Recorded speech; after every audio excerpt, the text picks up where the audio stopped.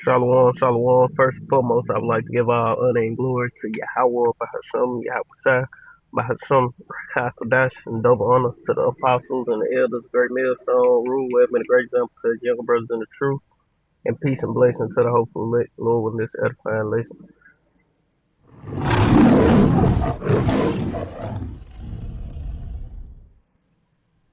What's up, guys? Mr. Haven.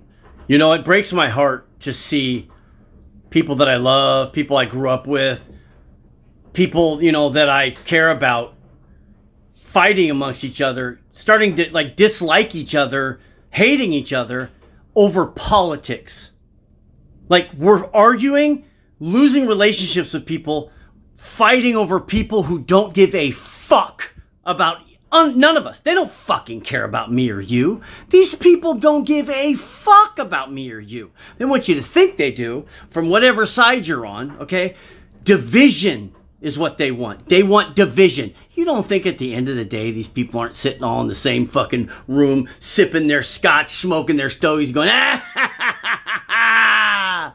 these motherfuckers all work for the same masters. Stop fighting for them. Stop fighting over them. And for God's sakes, come together. Enough's enough. We're all eating the same shit sandwiches down here, people. We're all struggling. We're all barely getting by. We're all getting fucked over exactly the same. No matter what your race, color, creed, sexual preferences, we're all getting fucked the same.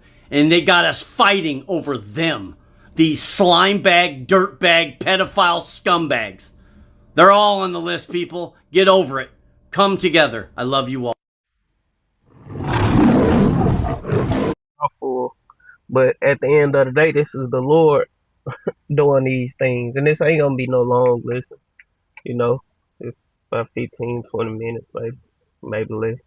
But it ain't gonna be no long lesson. I got a couple precepts going into some of the stuff he said, but these are this is prophecy, man. And everybody gonna do what the Lord have for the in their lot to do, and we hope that it's in our lot to, be the prophets, prophesy, and hopefully be delivered from the impending doom.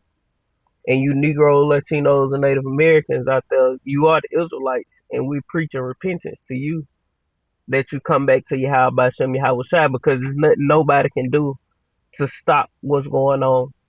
You're not gonna be able to bring the common, ordinary people together. You're not gonna be able to, you know, get people to the citizens to come together and stop. No, man, that ain't prophecy. This is what everything that's happening is what the Lord wants to happen in its perfect form, perfect precision, so to speak. But let's get into these precepts, because the Lord say these things are gonna be happening. These are the signs of the end. This is the book of Second Ezra, chapter 6, and I'm gonna start at verse 18. And it said, "Behold," and it said, "Behold, the days come that I will begin to draw nigh and to visit them that dwell upon the earth, and I will begin to make inquisition of them what they be that have hurt unjustly with their unrighteousness." It say, "And when the affliction of Zion shall be fulfilled," because our affliction is fulfilled pretty much. Of course, Jacob's trouble coming, all these things are coming, but those things are for those who refuse to hearken unto the words of Yahweh Shem Yahweh Shai in the time we living in now, man.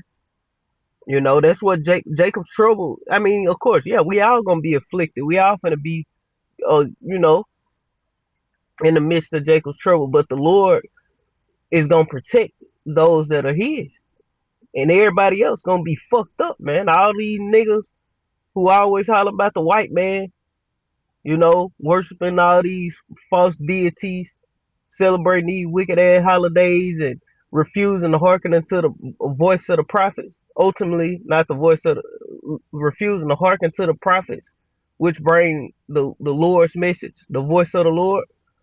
Then guess what? They're gonna be judged, man, in the time of Jacob's trouble. See, a hard head gonna make a soft ass, man.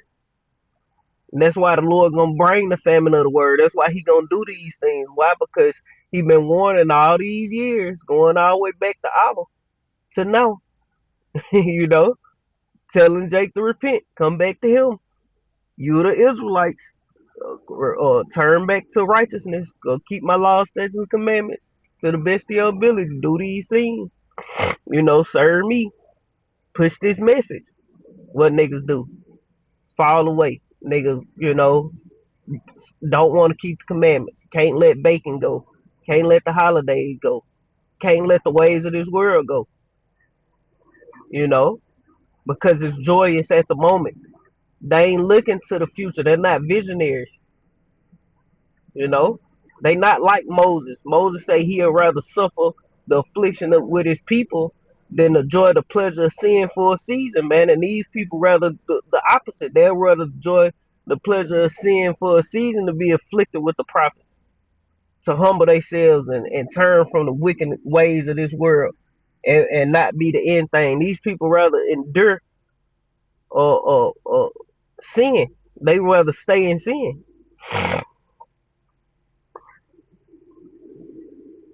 Verse 20 it say, and when the world that shall begin to vanish away, and we witness in the world vanishing away, this current rulership, this current age, it shall be finished. Then will I shew these tokens, and the Lord is showing these tokens.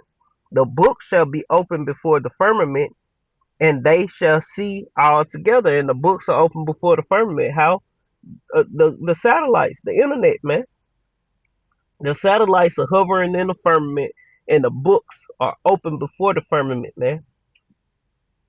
That's why the Spirit moved on the apostles, and different men to go YouTube with it, go internet with this, with the pushing of the word.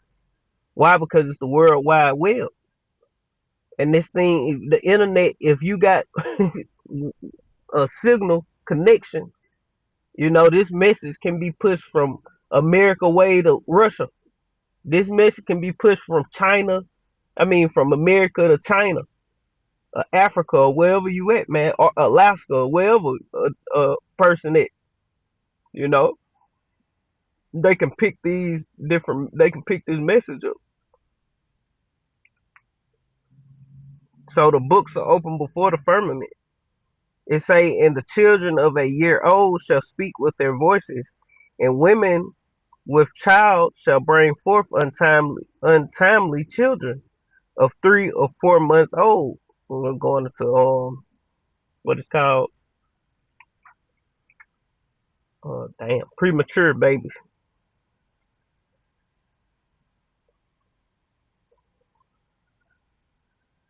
And in the ancient world, a premature baby would die, man, because they ain't had the technology to keep that baby alive. See, in this age we living in now, Esau had the technology, and the left hand spiritual means. This nigga came up, the Lord gave him a lot of power on the left hand side to be able to, keep the baby alive and incubators and shit like that until the baby hit the proper age to be able to survive in the, you know, normal world. It can feed, you know. This nigga got a lot of power that the Lord granted him, but it's all in wickedness, you know.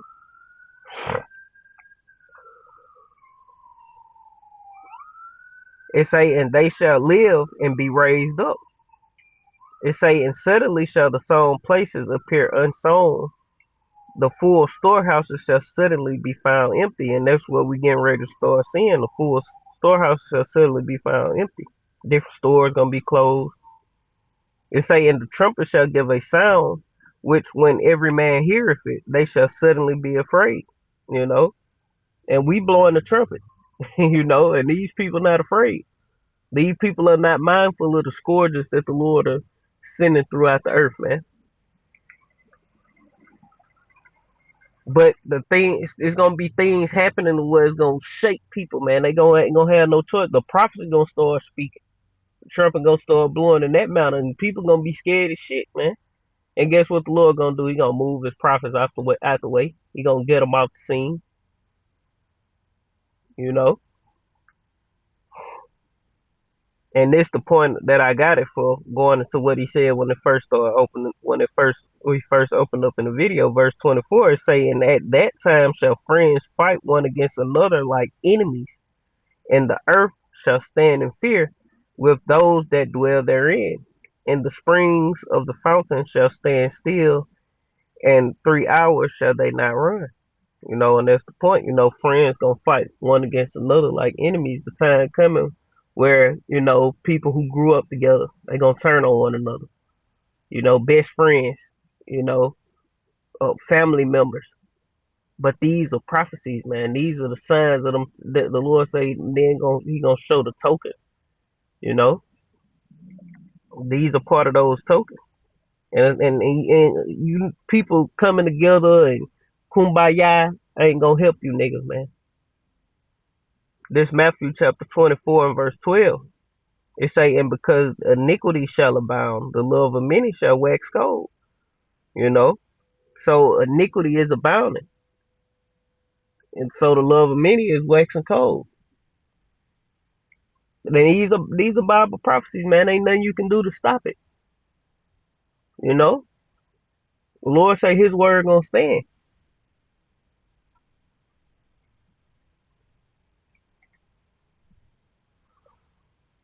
Um, this the book of Matthew chapter 10 and verse 34, and it reads, it say, think not that I am come to send peace on the earth.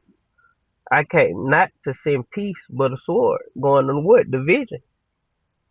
Peace meaning everybody cordial and get along to an extent and not fighting one against another. The Lord say, I ain't come to bring no damn peace.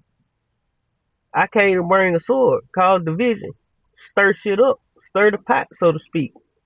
The peace gonna come when the Israelites' kingdom is set up in the earth. Not now. This is not our risk, man, for it to be peace. You know? The red horse is in rulership. The Lord say He was given a great sword, a red horse in Revelation 6 and 4, and He was to take peace from the earth, man.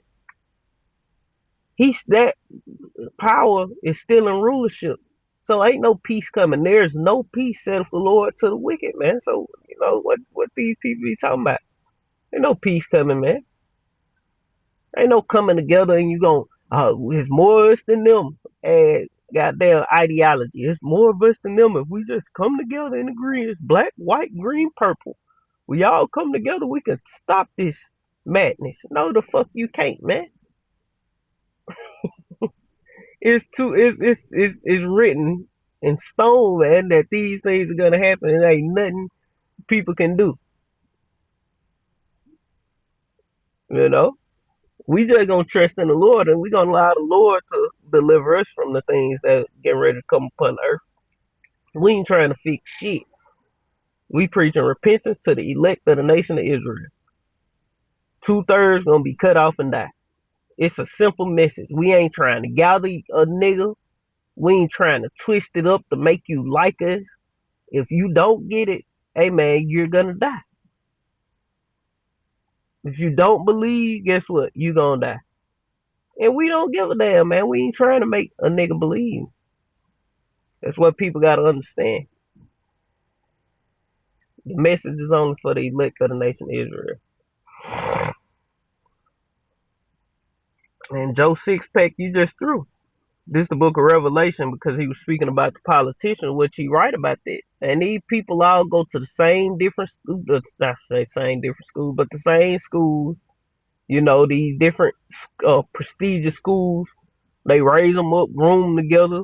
These niggas frat on the same sororities and these different secret societies and all kind of shit together.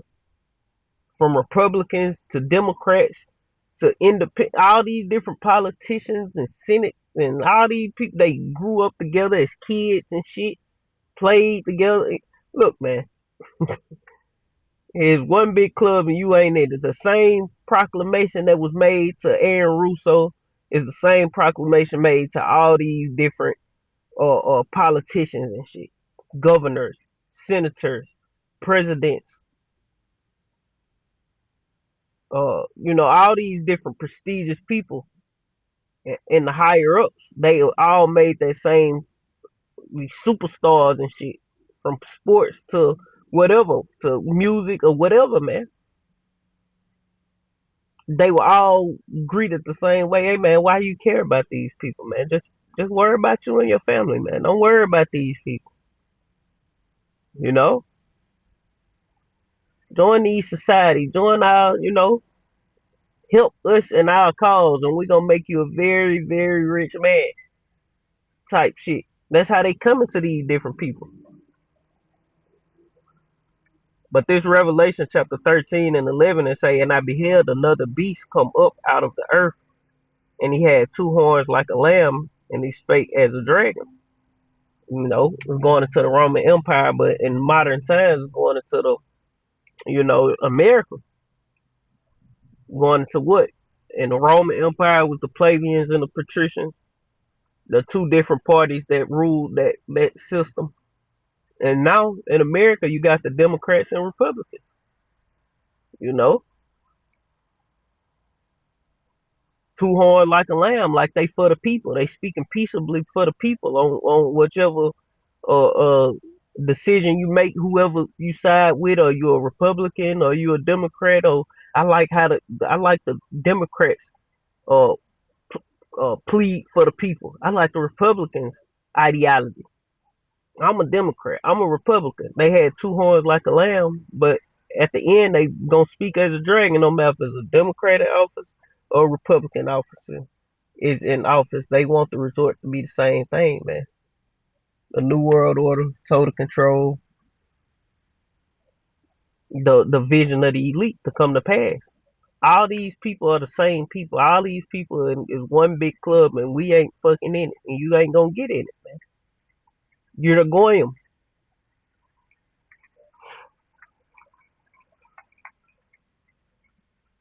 This is my last verse. We'll close it out with this. I'm gonna get it in the NIV or the GNT, one of those two. I get it in the GNT. This Isaiah chapter 19, going back into the this what the Lord wants. Ain't nothing you can do to turn things around, so to speak. This Isaiah chapter 19 in verse. Get straight to the point. In verse 2, it reads, "The Lord," it say the Lord says, "I will stir up civil war in Egypt, and turn brother against brother, and neighbor against neighbor, and rival cities will fight each other, and rival kings will struggle for power. I am going to frustrate the plans of the Egyptians," going into the Egyptians or the modern day Americans, man. Because what the Lord say, "I'll bring me into Egypt again with ships, by the way whereof I spake thereof." You know? So we back in Egypt, and all Egypt mean is the house of bondage. We bond men, in Egypt. So we here, man. The Lord say he gonna stir up civil war, so ain't nothing you can do to turn these things around. This the Lord doing, man. This prophecy speaking, you know. And what the Lord say, my word shall stand. And he gonna do all his pleasure. And that's why when you make plans and things like that, you gotta say, Lord willing. So like, yeah, that's a lot of shit. That's too much shit anyway. So like it about that. Yep, but that's why you gotta say, if the Lord will, you know. Because when Yahweh Shai was on the cross, so like I threw myself off looking at that damn order. But when Yahweh Shai was on the cross, uh, in the Garden of Gethsemane, he wished for another way. He asked for another way, but the Lord didn't answer him. And he said, "Let not my will be done, but thy will." And that's our mindset, our sentiment. Though we want things and all this, at the end of the day, don't let my will be done, or our will be done, but the Lord will. Because at the end of the day, it's all about what the Lord wants, and that's what's gonna happen. What the Lord wants, not what we want. We'll get what we want in our kingdom on the other side, where the Lord gonna answer our prayers before we even make them. Will the Lord give us our heart desire? That's when we gonna get what we want. On this side, this ain't our rest to get what we want, man. We ain't here to be comfortable and you know, because comfortability take your mind, take your eyes off the prize, so to speak. But that's pretty much the point. You know, Lord willing, this was edifying. And I'm gonna end it giving all honor and glory to Yahweh, Bahasham, Yahushua, Bahasham, Hakodash, and double honors to the apostles and the elders, great millstone, rule web, and great example to us, young brothers in the truth. Peace and blessings to the whole fleet. Shalom, Kwame Yashala, and above, Shalom.